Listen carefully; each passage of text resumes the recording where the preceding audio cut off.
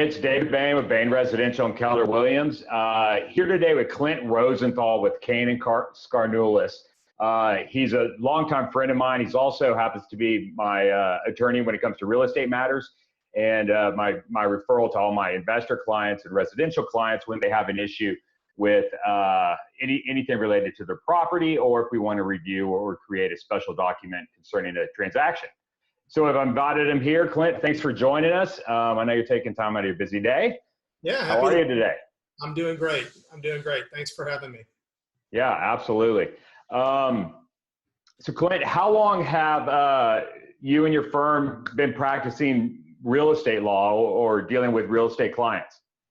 Well, I've been practicing for 18 years, and my partner, Mike Springer, who also works on real estate, deals with me, has been practicing for 20 years. So we've combined got, I guess that's 38 years of experience between us. Both Mike and I worked at big law firms in Houston and in Austin before we joined up at Cain and Skarnulis about 4 years ago. Perfect. Well, I've had the pleasure of working with Mike as well, and he's a great resource.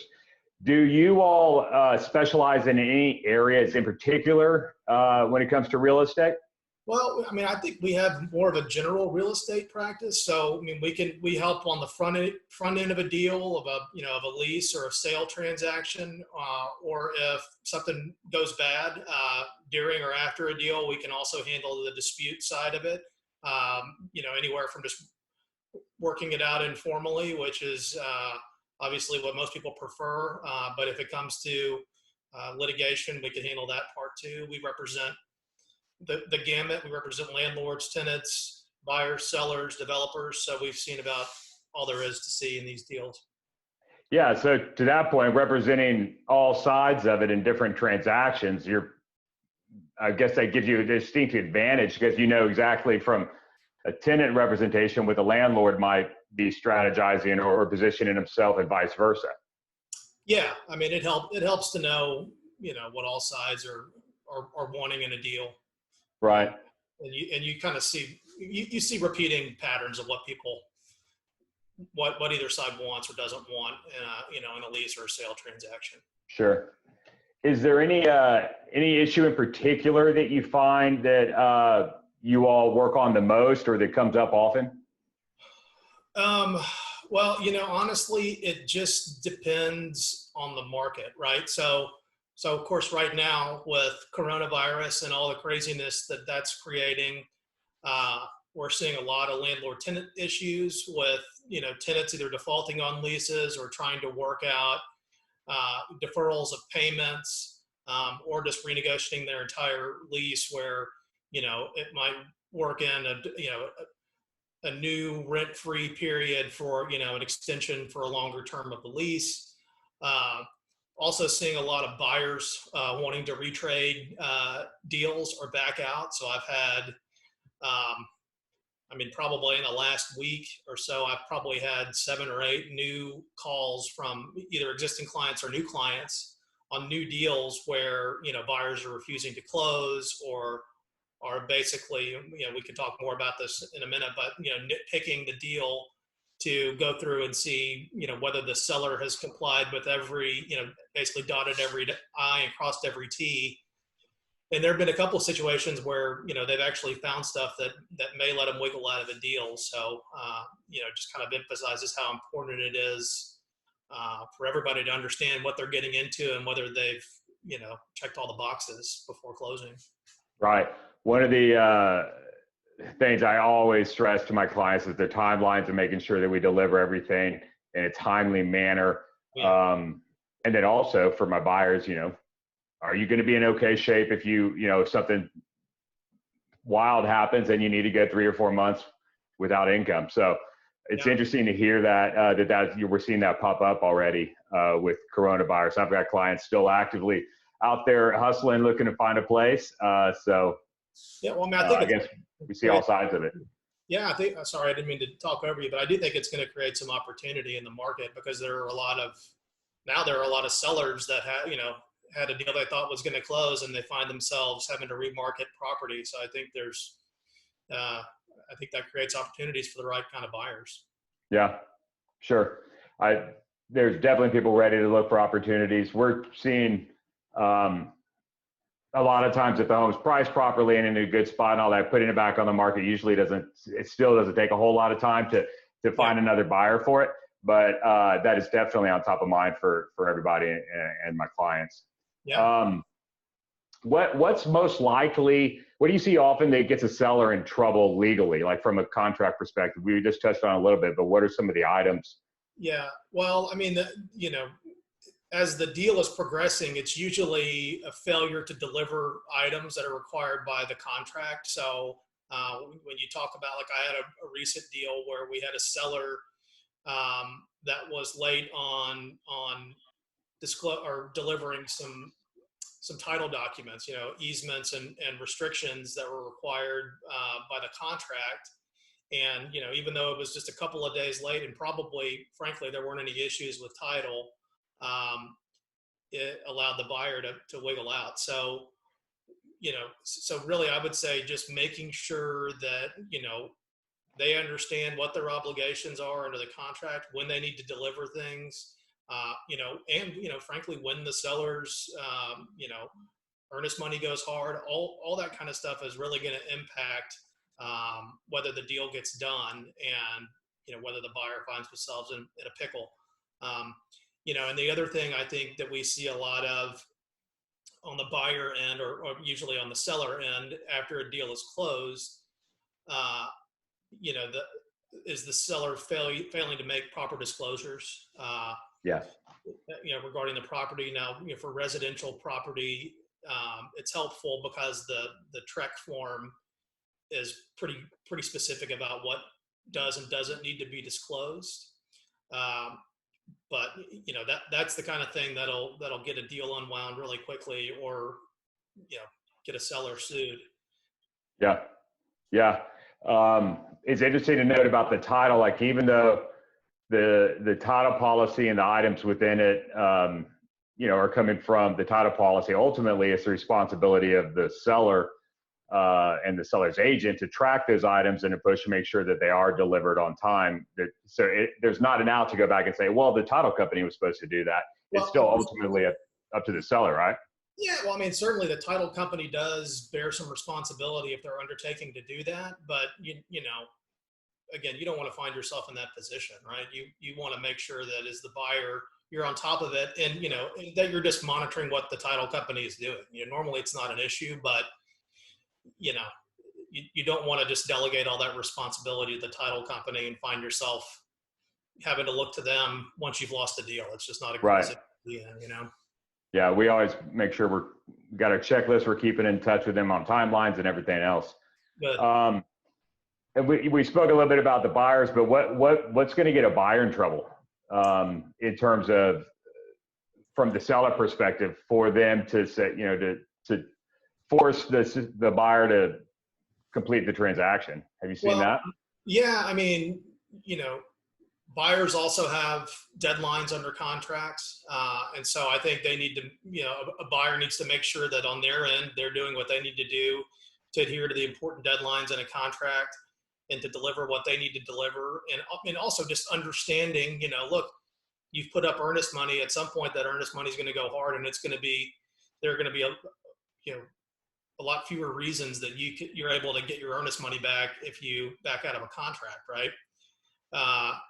And then I think the other thing that buyers often find themselves in trouble over, or just find a problem with, is just really not doing the amount of due diligence that they should, either with respect to an inspection of the property, just to understand its condition, because in Texas, especially residential, I mean, it's you're buying it as is. So absent a disclosure that should have been disclosed under the TREC form, it's your job to make sure you understand what you're buying and what condition it's in.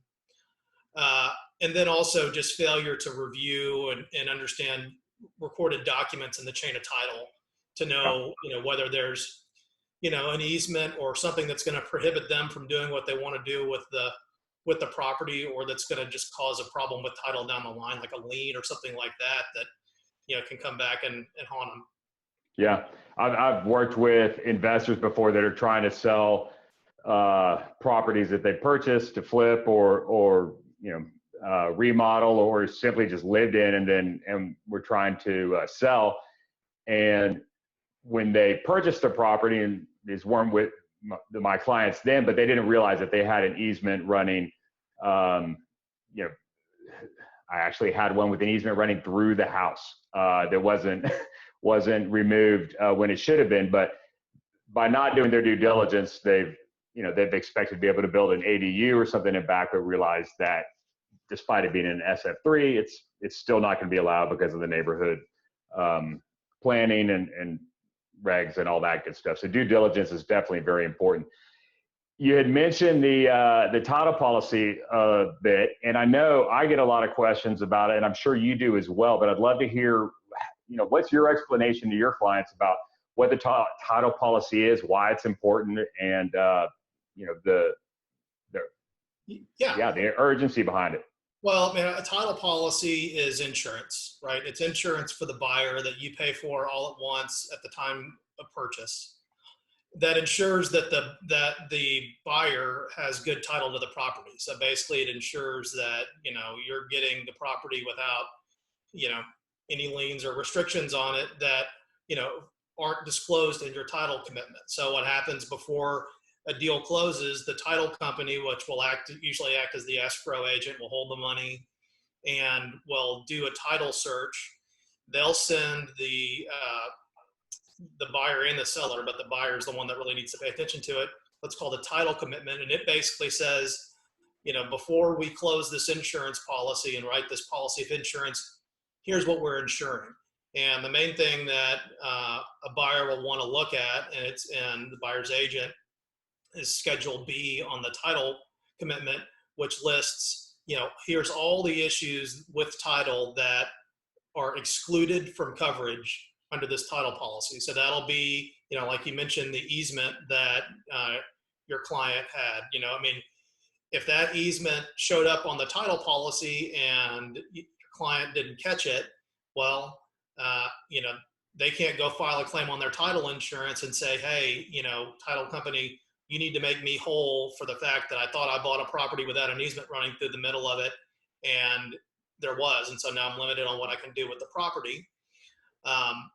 If it's not on the title, the exclusions on the title policy, then you can make a claim on your title policy and hopefully get the value that you thought you were getting as part of your insurance claim.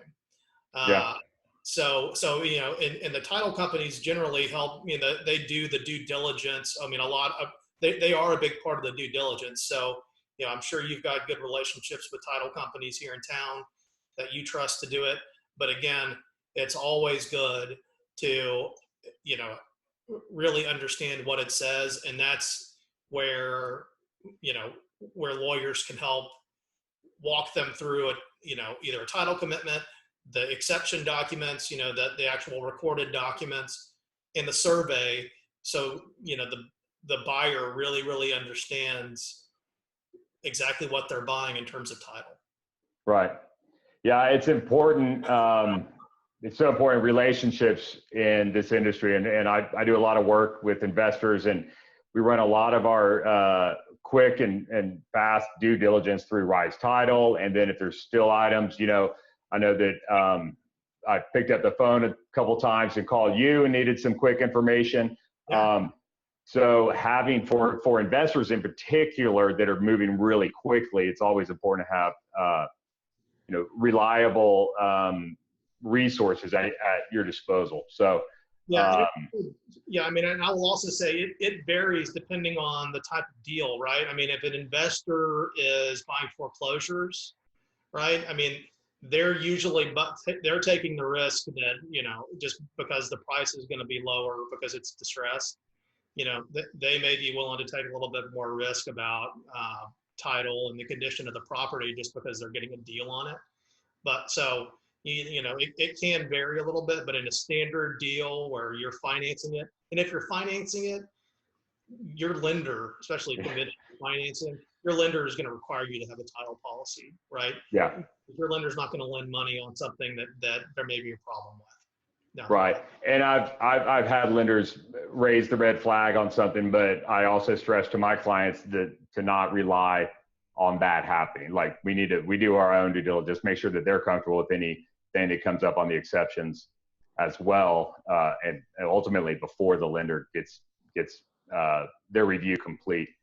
When, we also run across, I've had questions about the special warranty deed and the general warranty deed and that sort of thing. And we see those come up in different ways or in different transactions. What's your take on the special warranty deed versus general warranty deed? How important is the difference? Well, I mean, the warranty that's being referred to in special versus general warranty deed is a warranty of title, right?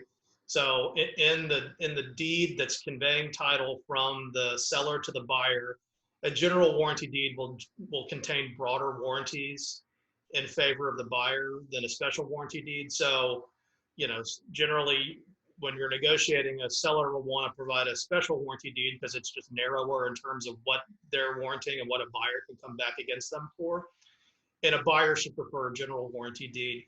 But again, in practice, if there's title insurance obtained by the buyer, the majority of title problems are going to be addressed by the title insurer rather than having to sue the seller under a warranty. But so it's kind of your fallback if you find yourself not covered by title insurance. Right.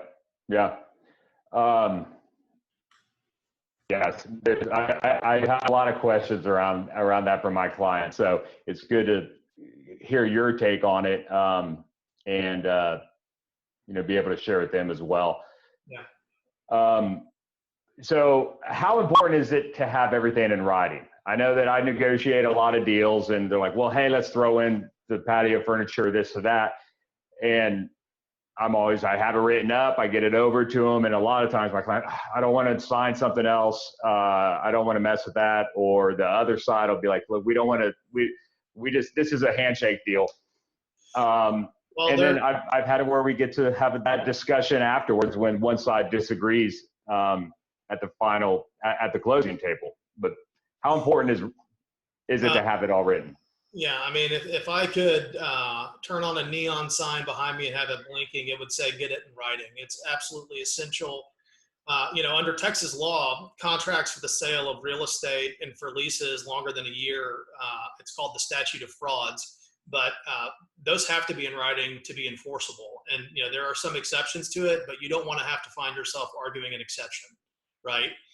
So if a contract's amended, even for minor things, get it in writing. If you're extending a deadline, to extend closing or an option period, you got to get that in writing. And, even leases for shorter than a year shouldn't be done verbally because there's too many moving parts in any real estate deal, even if it's just buying a residential property or leasing a residential property, to leave loose ends out there and, then come back and have a he said, she said issue because it's just, but nobody ever agrees during those situations that that's what they agreed to.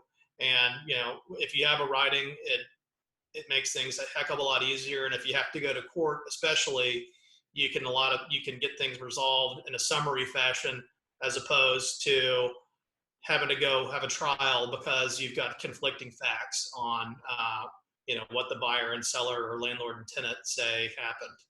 Right.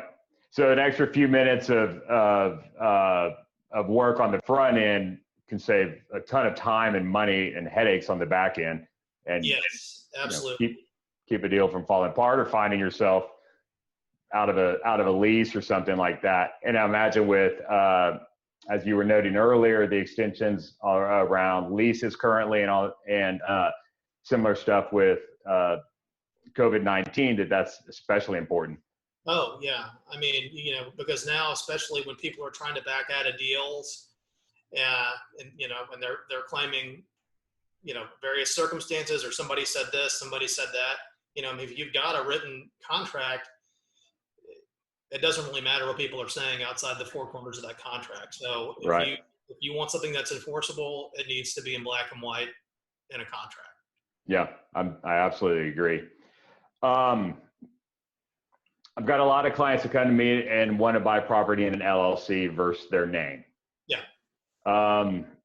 What are the pros and cons of that? How much protection does an LLC actually give? And I always advise my clients, if you're going to use an LLC, taking the lender out of it, which is a whole other issue, that everything needs to be done through that entity. Would you agree with that? Yeah. So an LLC is it's a separate legal entity. So it's just, it exists separately from the owners or the members of the LLC.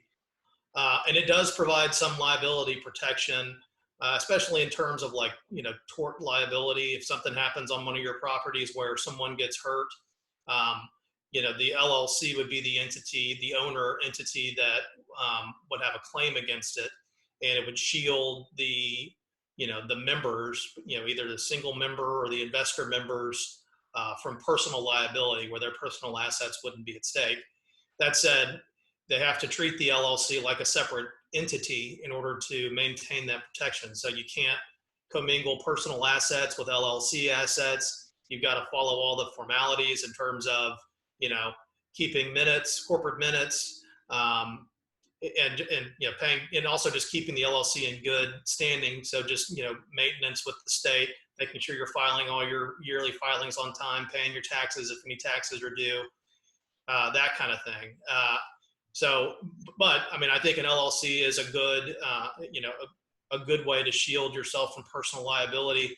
Now, you mentioned financing. It is often harder and more expensive to get financing through an LLC as opposed to, for single family residents especially. But you can, and buyers can basically rest assured that, unless the LLC just has a ton of assets, that the lender is, 9 times out of 10 going to require a personal guarantee. So, in terms of liability on your loan, you're probably not going to be able to escape that by having an LLC set up. You're going to be on the hook with a guarantee. Yeah, absolutely. And we don't need to get into it, but I'd like to know that. So a lot of what you said was important in terms of the maintenance of the LLC, how you treat it, and then following the regulations and guidelines around it. So it's not as simple as jumping online and starting an LLC through one of the online providers, which I've had people come to me with, and I've been like, we need to go talk to my attorney about this to make sure we get everything in order. Well, I mean, certainly that's, I mean, it's a cost saving measure, and you can, normally it will form, you can form an LLC doing that. But in terms of, what governs an LLC normally is the company agreement. And if you don't have a company agreement that basically sets the rules for, especially when you have multiple members of an LLC, you're just going to default to, the corporate code in whatever jurisdiction it's formed. So, normally you see Texas LLCs for Texas properties. But, if you want to sort out, how disputes are going to be resolved in an LLC, how management's going to work, how distributions are going to be made, how members are going to be, either brought out or bought out or brought in to the LLC, you're really better served to have a lawyer take some time, and it won't take long to either review a company agreement or to put one together, because generally unless it's some kind of special situation, I mean, it's something that we've got a pretty good form for and can gen out with, at a pretty good value to a client. And again, it'll save you a huge headache, especially if there's, dispute among the members down the road on how things need to be sorted out. You want to have it in writing, like we talked about earlier. Yeah. And even down to survivorship. I know that that's always a fun conversation to have with my wife when I'm forming something. It's like, so if I die, do you want to handle this, or where do you want your position to be? So there's a lot of important things to cover with that, to your point.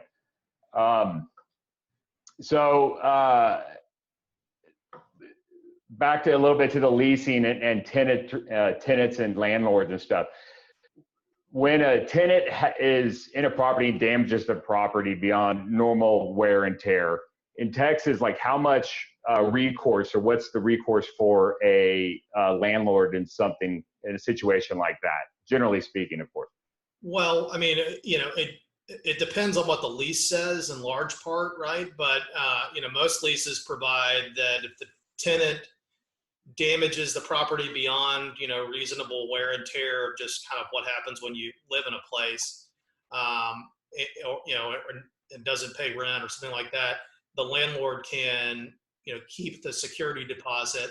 Although the Texas Property Code does have pretty strict provisions about having to account to your tenant for what you're withholding out of their security deposit. So it's not like you can just keep it and not tell them what you've done with it. If a tenant has messed something up and isn't paying for it, and you're having to take it out of their security deposit, you need to send them an itemized statement of, here's what it costs to fix, here's your security deposit, and if there's any balance left over, refunding it to them.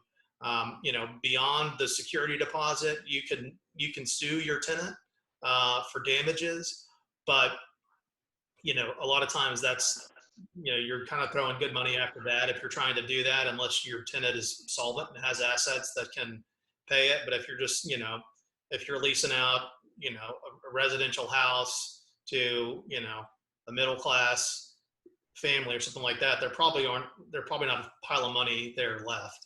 And so the other way that a landlord can kind of protect themselves against some things like that would be to get property insurance for their property.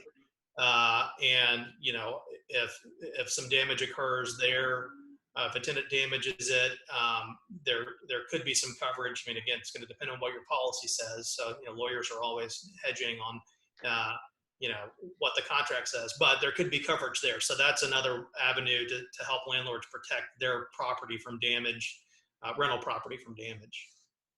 Right. And in Texas, our property rights, are we more favorable towards tenants or towards the landlords and owners of the property? Well, there are definitely a lot of laws in Texas that help protect the tenant, just because they're consumer protection laws that sort of look out for the little guy. But lease provisions, and again, it depends on what your lease says, but generally the lease provisions we see often favor the landlord, right? Because residential tenants, you don't really have a lot of leverage to negotiate in a residential lease. I mean, they can either take it or leave it. So it's really something where you see the lease provisions are where a landlord's going to be able to protect themselves more. But again, you also want to make sure that your lease is favorable, but not to the point where it's unenforceable, right? Because there are some things like if you charge, a usurious, rate of interest for late payments, right? I mean, then you're going to find yourself in a whole heap of trouble. So right. It can help to have especially, on the first go round, it can help to have an attorney look at what your form lease that you're going to use for your property or properties, to have a lawyer look at that.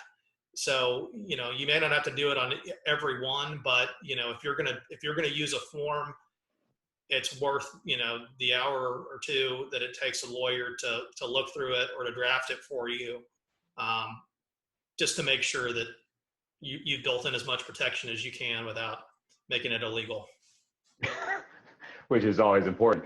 Yeah. So somebody might think they've written their own agreement that's just, they've got the tenant no matter what happens, but then they come to you and they find out that they can't really do that. So yeah, I think that's an important and a good point. You've talked about it a lot. I was going to ask about the one thing that, what would you give advice to people to protect themselves in real estate transactions? But I think, it sounds like get it in writing. That's the large part of it, to get it in writing. What else would you say? I mean, consult an attorney if you have any questions, make sure your title's there, pay attention to timelines. Anything else in there? No, I think to protect yourself from a lawsuit, you need to understand what what your contract says, what you're getting into, what you're buying, and if you're a seller, what you're selling. If you're a tenant, what you're renting. If you're a landlord, what you're renting to your tenant. And so, again, just make sure you understand that. A lot of people can read through things and maybe not appreciate the legal effect of what a provision says. So, I've always found, whenever I get called to handle a lawsuit, there's always a lot of hindsight being 20/20 and people wishing that they would have just figured it out on the front end. Yes. Instead of trying to save, a couple $100, and just push something through. Yeah. So just get it in writing and understand what that writing means, really. No, I absolutely agree. Well, so, I mean, any last thoughts you want to share with us? No, I mean, I just think right now, especially, I keep hammering on the fact that you need to get it in writing and, document everything. And I would say right now, especially in this kind of uncertain economic climate, that ratchets up quite a bit because, when times are good, and hopefully that'll return soon, people tend to leave money on the table and just push deals through and maybe not enforce rights that they could in the interest of moving a deal along. Right now, you don't see that happening. So I think, this emphasizes how critical it is to make sure that you understand your deal terms. Yeah. All the more important, no matter how friendly the deal seems to be going or whatever, lenient, stick to the deadlines, make sure you're in compliance, all that good stuff to protect yourself. Right. Absolutely. Well, I tell you what, you guys are accepting clients now, or are you overloaded? What's up? How can we be helpful to you? What makes a good client for you, and how can you be helpful? Well, we're certainly busy, but we're always willing to take on new clients and help whoever we can help.